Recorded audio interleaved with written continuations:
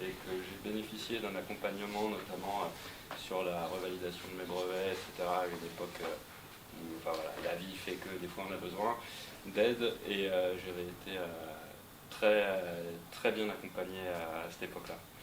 Une petite parenthèse. Et donc aujourd'hui, c'est en tant que personne morale que je suis adhérent donc en tant que représentant de la société Neoline. Aujourd'hui, on est dans un secteur qui se remet complètement en question, avec des objectifs maintenant qui sont admis par tout le monde de réduire la consommation en général. Et dans le shipping, donc on est concerné au niveau des émissions carbone. On est le secteur qui émet environ 3% des émissions de carbone mondiales. Et donc ce qui peut paraître faible, mais par contre c'est 10% des émissions de soufre, en raison notamment du combustible qu'on consomme en grande majorité, qui est le fioul lourd. On a un vrai avantage, c'est qu'on peut aller chercher le vent. Et c'est même un avantage par rapport à l'éolien terrestre, à l'éolien offshore. Voilà, on produit de l'électricité, mais quand il n'y a pas de vent sur le gisement, eh ben, on n'a plus d'électricité. Donc il faut des énergies pilotables pour compenser. Donc nous, on va pouvoir déjà maximiser le gisement vélique en allant le chercher, en faisant du routage. Vous verrez un peu plus tard, on ne va jamais faire la route droite, on va aller chercher les zones de bon vent. Donc le bon vent, c'est le vent suffisamment fort, mais pas trop.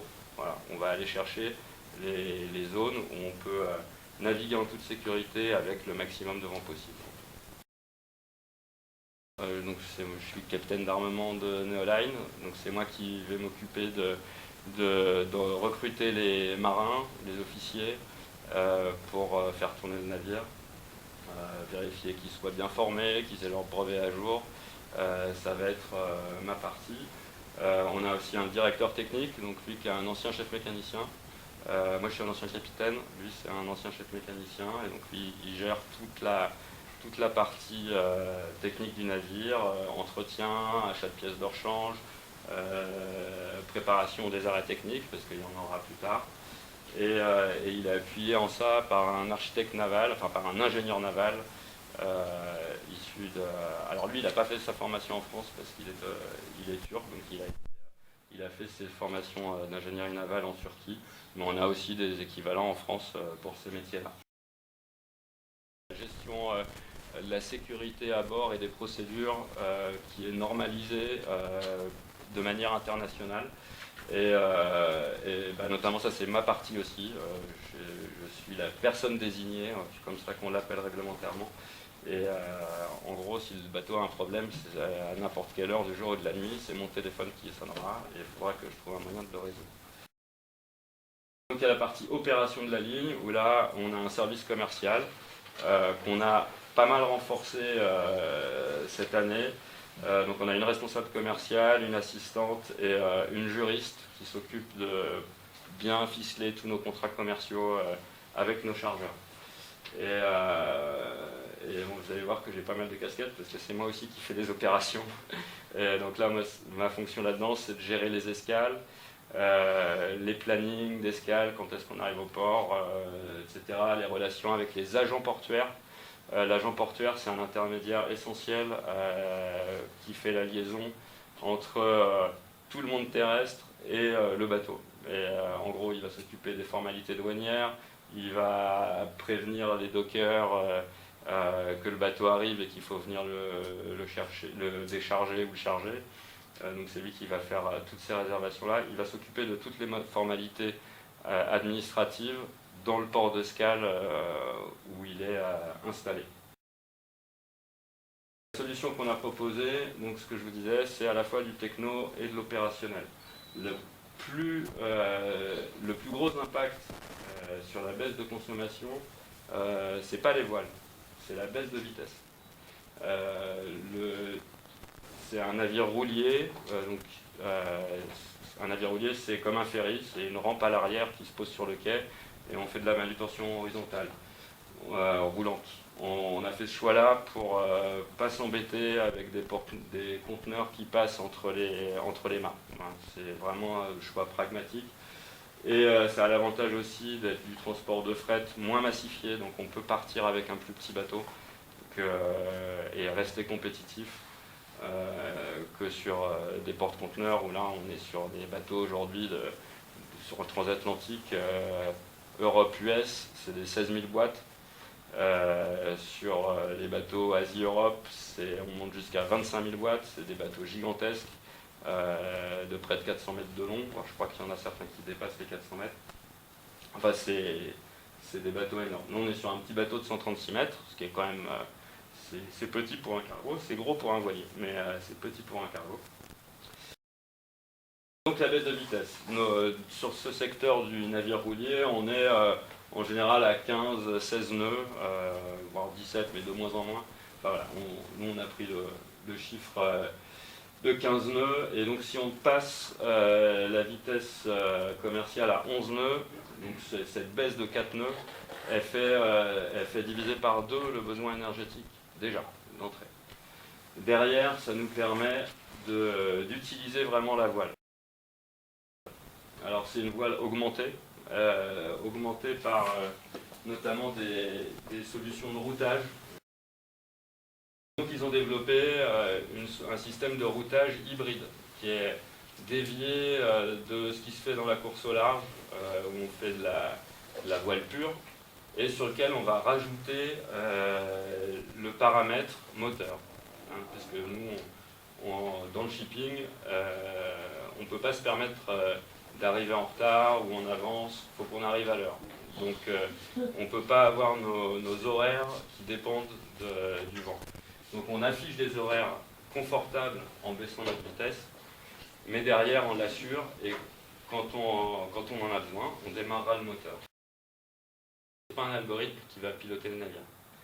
Et on croit, et on a la conviction, et c'est aussi parce qu'on vient de ce monde-là, mais que les marins auront un rôle essentiel à jouer à bord sur les choix, sur les arbitrages, sur la gestion de la production d'énergie à bord. On a besoin de produire de l'électricité à bord. Donc tout ça, ça va être géré par les marins et c'est leur expertise qui va faire qu'on va pouvoir atteindre et même dépasser les objectifs de baisse de consommation.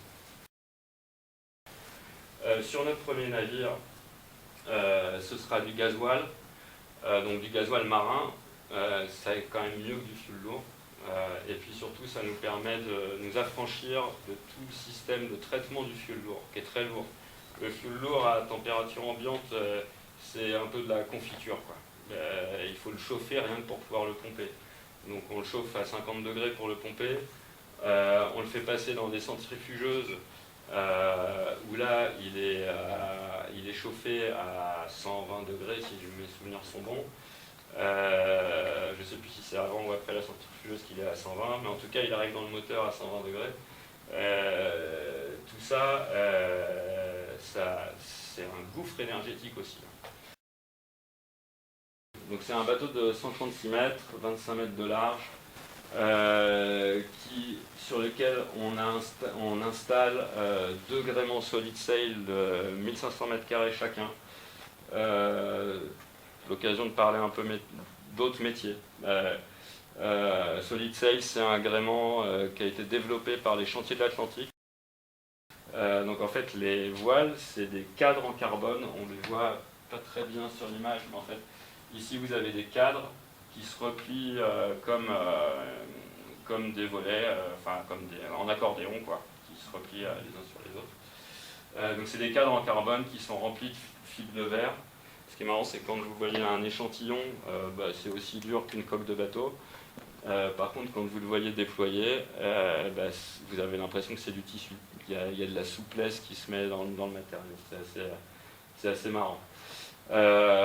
Les phoques, eux, sont textiles, ils font 450 mètres carrés, ils sont plus petits, et donc ça, les voiliers savent faire.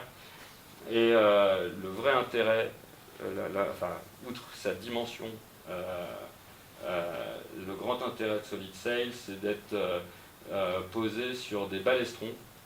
Donc c'est-à-dire que c'est un gréement autoporté, et c'est l'ensemble horizontal que vous voyez là. Enfin, c'est l'ensemble, tout pivote à 360 degrés. L'avantage de Solid Sail, c'est que c'est un gréement qui se rabat et qui s'incline à peu près de 70 degrés. Et donc là, on a 89 mètres de tirant d'air. On va pouvoir réduire le tirant d'air à 41 mètres, ce qui est la hauteur dimensionnante pour les ponts, notamment aux États-Unis. Un voilier, s'il prend juste le vent et qu'il glisse sur l'eau, ben, il va suivre le vent. Il faut qu'il y ait une interaction entre les forces aérodynamiques et les forces hydrodynamiques pour que le bateau avance. Et donc il y a ces dérives qui vont nous permettre d'ancrer le bateau, et puis plutôt que ce soit la coque qui prenne de l'angle, et ben, les dérives vont lui permettre de réduire sa dérive, justement. Notamment pour Beneteau, qui exporte beaucoup de navires, de bateaux de croisière, de bateaux de plaisance, pardon, aux États-Unis, et pour qui on a fait une zone dans le garage de très grande hauteur à 9,80 m. Et Beneteau est en Vendée, à 1 heure de route de Saint-Nazaire. Manitou est à Ancenis, à 1h30 de route de Saint-Nazaire. Ces chargeurs-là, aujourd'hui, pour leurs exportations aux États-Unis, ils sont, au mieux, ils partent du Havre, mais la plupart du temps, ils partent d'Anvers ou de Rotterdam. Donc ça veut dire que tout le trajet de leur usine jusqu'au bateau, c'est de la route. Pour Beneteau, c'est du convoi exceptionnel, hyper risqué, hyper coûteux, hyper long. On est obligé de fermer les autoroutes pour qu'ils passent. Enfin, et une fois là-bas, ils attendent un groupage pour aller sur un gros bateau. Nous, on leur amène un petit bateau à côté de leur usine et ils sont hyper contents. Et du coup, on leur réduit en fait on va moins vite, mais en fait, on va plus vite pour eux parce qu'on leur réduit toute cette partie pré-acheminement. Depuis 2015 et même un peu avant, on vend un service qui n'existe pas. C'est très particulier pour un commercial. Et surtout, c'est pas du tout courant dans le shipping. Les chargeurs, c'est nos clients. Parfois, je fais des raccourcis. N'hésitez pas à me poser des questions s'il y a des choses que j'ai dit trop vite. Les chargeurs, c'est nos clients. C'est ceux qui chargent le navire. Et un chargeur, il a un transport à faire. Il prend son bottin, il regarde la liste des armateurs, et puis oui, est-ce que tu peux m'emmener ça demain ou le mois prochain? Nous, on a réussi à négocier avec eux, et c'est pour ça aussi qu'on a une juriste au service commercial. On a réussi à négocier avec eux des contrats engageants, long terme, je crois que la moyenne c'est 3 ans, sans leur dire quand est-ce qu'on commencerait. C'est vraiment l'envie, petit navire, l'utilisation de la voile, arrêter de consommer du combustible. On réduit le risque de pollution maritime parce qu'on transporte moins de carburant, tout simplement. Et en plus, on se permet le luxe de brûler du gasoil qui est cher par rapport au fioul lourd, parce qu'on en consomme vraiment pas beaucoup. Et le fioul lourd, on utilise ce qu'on appelle des scrubbers pour laver les fumées et enlever le soufre des fumées. Les scrubbers, ça fonctionne à l'eau de mer, donc c'est bien, vous envoyez plus de soufre dans l'atmosphère, mais vous envoyez de l'acide sulfurique dans l'eau.